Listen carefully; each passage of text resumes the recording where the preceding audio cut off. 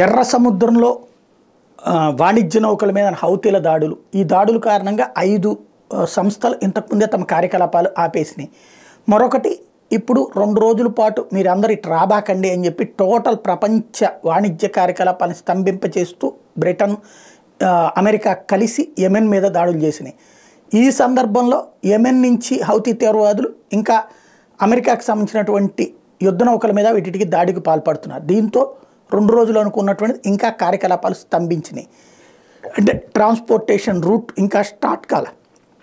దాని impact Europe దేశాలకి సరుకు రవాణా అంటే గ్యాస్ రవాణా చేసేటటువంటి ఖతార్ పంపించలేకపోతుంది. Qatar reportedly halted liquefied natural gas shipments through the Red see.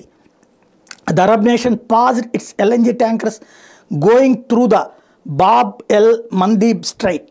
This comes after US-UK carried out airstrikes in Houthi target in Yemen. ఇది తెలివితేటలు ఏంటంటే ఖతారు వాళ్ళు వెళ్తే హౌతీ వాళ్ళు ఎట్లాంటి అటాక్ చేయరు, కానీ కావాలని ఆపేసి ఆ కారణంగా మేము ఆపేసామని చెప్పడం ద్వారా హౌతీ తీవ్రవాదు మీద దాడిని తగ్గించడం కోసం లేదా ఆ దాడికి ప్రతీకారం పరోక్షంగా ఇది చేస్తుందన్నమాట ఖతార్.